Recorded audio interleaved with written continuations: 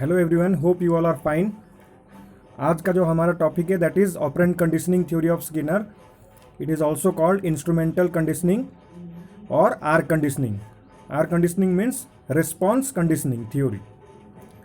So Skinner was an American scientist.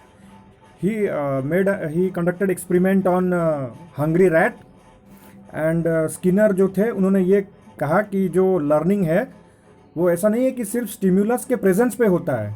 Learning जो है वो विदाउट स्टिम्युलस भी हो सकता है. जैसे प्रीवियस हमारे साइंटिस्ट थे जो पैवलोव और थॉर्नडाइक, उन्होंने अपने एक्सपेरिमेंट में दिखाया कि लर्निंग जो है हमेशा एक स्टिम्युलस के प्रेजेंस पे ही होता है. There is a stimulus and in response to that stimulus the behaviour change takes place. मगर ये जो स्किनर थे इन्होंने ये चीज़ बताया कि ऐसा नहीं है. अगर स्टिम्युलस नहीं है तो ज़रूरी नहीं है कि लर्निंग नहीं होगा. लर्निंग बिना स्टिम्युलस का भी हो सकता है. Let us refer the slide. This theory is different from classical conditioning theory of Pavlov. ये पैवलोव का जो क्लासिकल कंडीशनिंग थ्योरी था उससे थोड़ा सा डिफरेंट है. ये थ्योरी आप बोल सकते हैं जो थॉर्नडाइक का जो हमने एक डिस्कस किया था प्रिंसिपल ऑफ इफेक्ट का थ्योरी, जिसमें punishment and reward plays a very major role, ये उसका एक एलाबोरेशन है. थॉर्नडाइक ने जो यूज़ किया था अपने एक्सपेरिमेंट में जो केज, उसका इन्होंने स्किनर ने एक एडवांस्ड वर्जन का केज बनाया जिसमें उन्होंने एक हंग्री रैट को रखा और उसके ऊपर उन्होंने एक्सपेरिमेंट किया. तो ये आप बोल सकते हैं कि थॉर्नडाइक का जो प्रिंसिपल ऑफ इफेक्ट है उसके बेस पे उन्होंने अपना एक्सपेरिमेंट कंडक्ट किया.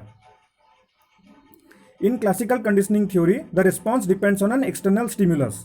जैसे कि हमने डिस्कस किया कि पैवलोव ने जो क्लासिकल कंडीशनिंग थ्योरी था उसमें उन्होंने कहा कि change in behaviour takes place through a stimulus. वहाँ पे फूड जो था वो एक स्टिम्युलस था डॉग के लिए. फूड को देखने के बाद डॉग में सलाइवेशन होता था, उसमें बिहेवियर के चेंजेस आता था. तो that means if there is no stimulus there is no response.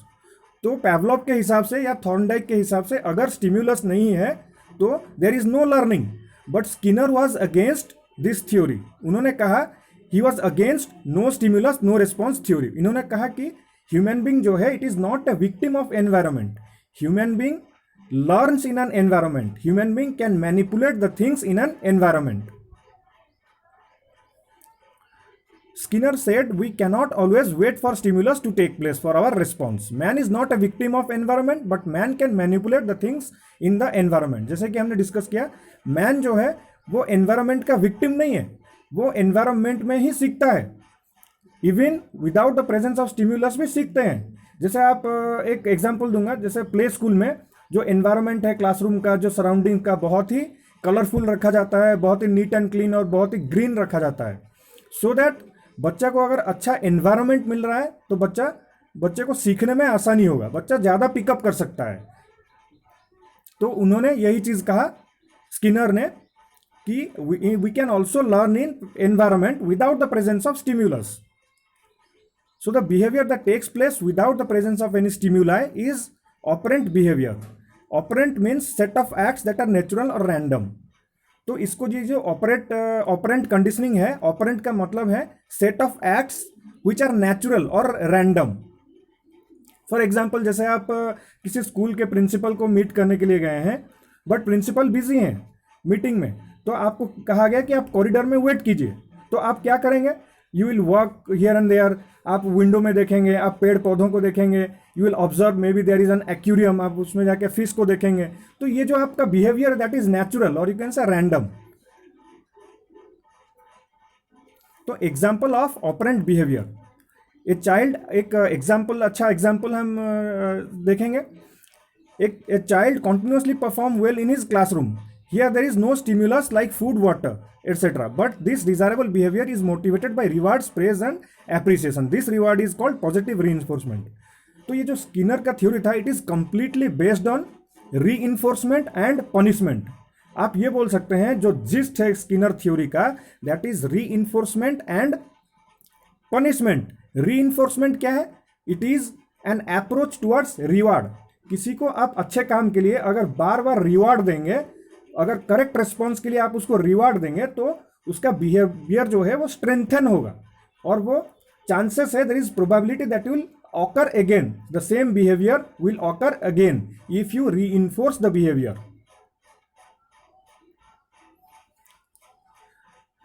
तो अगर एक बच्चे को आप प्रेज करते हैं क्लासरूम में, उसको अप्रिशिएट करते हैं जो जब भी वो आंसर देता है, तो क्या होगा, ये एक पॉजिटिव रीइंफोर्समेंट है। बच्चा क्या हुआ, क्लास में पॉपुलर हो रहा है, तो ये कॉन्सिक्वेंस है। कॉन्सिक्वेंस क्या है, पॉपुलैरिटी। तो ये जो कॉन्सिक्वेंस है ये हेल्प करेगा उसके बिहेवियर को मेंटेन करने के लिए, स्ट्रेंथन करने के लिए। तो यहाँ पे जो बिहेवियर फॉर्मेशन होता है, that is not because of stimulus, that is because of a consequence. Similarly आप अगर सेम चाइल्ड को आप बोलेंगे कि आप if you do not perform well in the examination then your scholarship will be stopped, then ये एक negative reinforcement में काउंट किया जाएगा। So here the change in behavior is not because of stimuli but because of the strength in the consequence. तो ये जो consequence आपने उनको बच्चे को दिया कि अगर तुम अच्छे से नहीं पढ़ोगे या अच्छा नहीं करोगे एग्जाम में तो तुम्हारा स्कॉलरशिप बंद कर दिया जाएगा, ये एक थ्रेट था। बट जो आउटकम है इस थ्रेट का वो एक डिजायरेबल बिहेवियर है, अच्छा बिहेवियर है, बट ये एक नेगेटिव रीइंफोर्समेंट में आएगा। So reinforcement are of two types, positive reinforcement and negative reinforcement. In the first case, the behavior of the child is reinforced by praise and appreciation by teacher और trainer. जैसे बच्चे ने answer दिया class में, आपने उसको जितनी बार वो आंसर देता है उतनी बार आप उसको प्रेज करते हैं, अप्रिशिएट करते हैं सारे बच्चों के सामने, तो वो पॉपुलर हो रहा है। कॉन्सिक्वेंस क्या है उसके बिहेवियर का, पॉपुलैरिटी। तो ये जो रीइंफोर्समेंट्स है उसका बिहेवियर और स्ट्रेंथन हो रहा है। इन द सेकेंड केस आपने क्या किया, बच्चे को थ्रेट दिया कि अगर तुम अच्छा नहीं करोगे then your scholarship will be stopped. This is a negative reinforcer. Reinforcement is a presentation of reward which strengthens the behavior and increase the probability of its occurring. तो यहां पे जो reinforcement है, it is a presentation of reward. Reinforcement is nothing but it is a reward, and उससे क्या होता है, it increases the probability of its reoccurring. जो बिहेवियर है वो चांसेस है कि it will reoccur again and again. तो इसलिए हम रीइंफोर्समेंट देते हैं टू मोटिवेट अ चाइल्ड।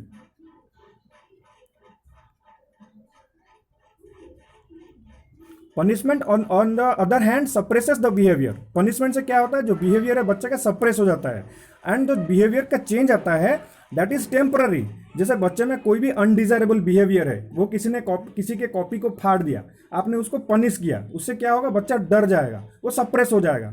अगर एक बच्चा बार बार गलत आंसर दे रहा है क्लासरूम के अंदर, आप उसको यू स्कोल्ड हिम और यू अब्यूज हिम और रिब्यूक हिम, तो उससे क्या होगा, बच्चा सप्रेस होता जाएगा और उसका जो नेचुरल रिस्पॉन्स है वो कम हो जाएगा। तो पनिशमेंट से क्या होता है, बिहेवियर सप्रेस होता है but for temporarily. Again, when the external factor is removed, the behavior reoccurs. So it is clear that Skinner's experiment is all about the application of rewards and punishment in teaching and learning environment. Operant conditioning is all about strengthening of desirable behavior by maximum satisfaction and minimum frustration. Operant conditioning का जो aim है that is change in behavior but through reinforcement, not through punishment और you can से frustration. जितना satisfaction होगा उतना learning अच्छा होगा, बेहतर होगा। स्किनर का जो एक्सपेरिमेंट है it is totally based on reinforcement and punishment.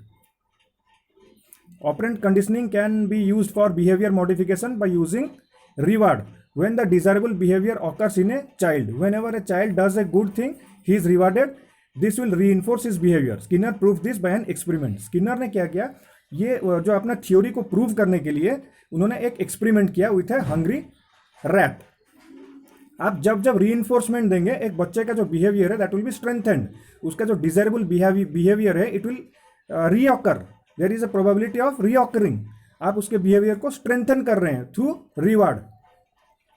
और स्किनर ने पनिशमेंट का यूज को लिमिट करने के लिए बोला है। तो उनका जो एक्सपेरिमेंट था हम थोड़ा सा वो डिस्कस करेंगे। Skinner designed a special box that is called a Skinner box. जैसे कि आप ये डायग्राम में देख सकते हैं, this is called a Skinner box, this is a Skinner box. यहाँ पे एक रैट है, यहाँ जो फ्लोर में आप देख सकते हैं ये एक ग्रिड है, तो ग्रिड के थ्रू इलेक्ट्रिसिटी दिया जा सकता है रैट को। यहाँ पे एक फूड डिस्पेंसर है, फूड डिस्पेंसर। यहाँ पे एक कप है जहाँ से खाना जब फूड डिस्पेंसर से डिस्पेंस होगा वो यहाँ पहुँचेगा। और ये एक लीवर है, ये एक लीवर है, जब भी वो लीवर ऑपरेट होगा फूड ये फूड डिस्पेंसर से फूड कप में आ जाएगा। तो कुछ ये सेटअप था, स्किनर ने कुछ इस तरह का सेटअप किया था अपने एक्सपेरिमेंट को प्रूव करने के लिए। Skinner's experiment with a hungry rat.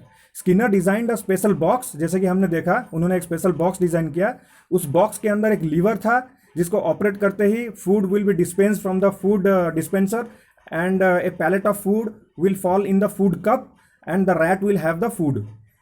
जो बॉक्स था that was completely soundproof and it was dark from inside. उसमें एक लाइट मैकेनिज्म का भी प्रोविजन किया गया था।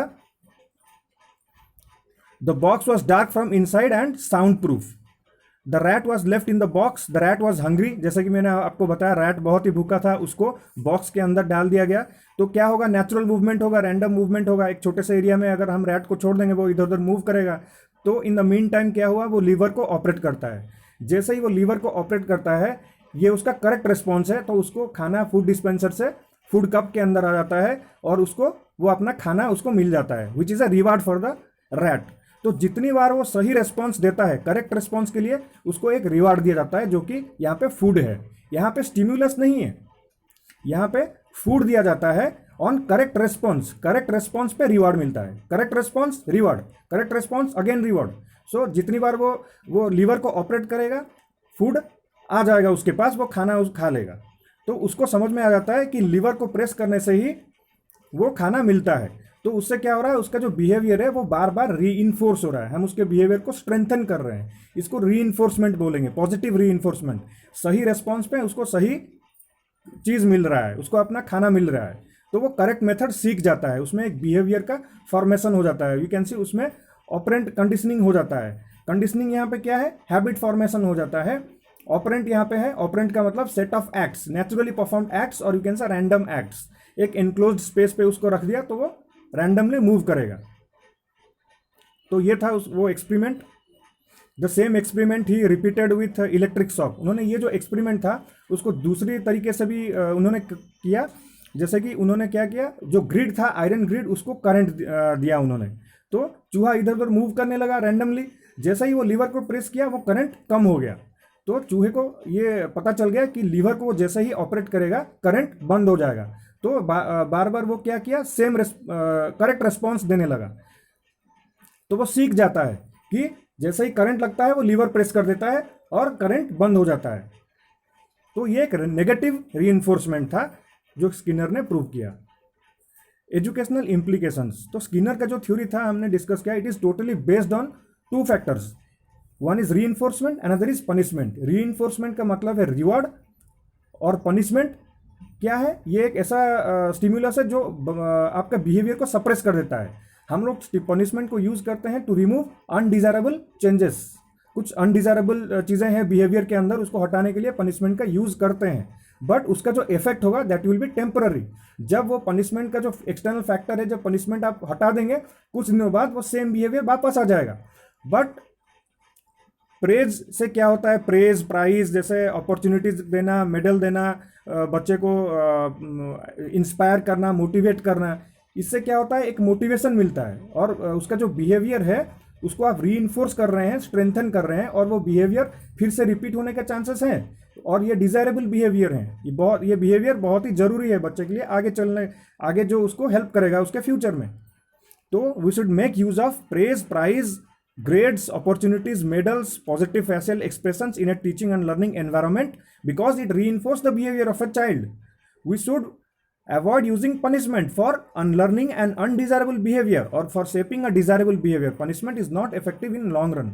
मैं बताया आपको लॉन्ग रन में punishment जो है it is not very effective for a child because it suppresses the motivation of A child, एक बच्चे को सप्रेस कर देता है, वो जो बोलना चाहता है, वो एक्सप्रेस करना चाहता है, वो बोल नहीं पाता है खुल के, तो उसके अंदर फिर एक इन्फीरियरिटी कॉम्प्लेक्स आ जाएगा।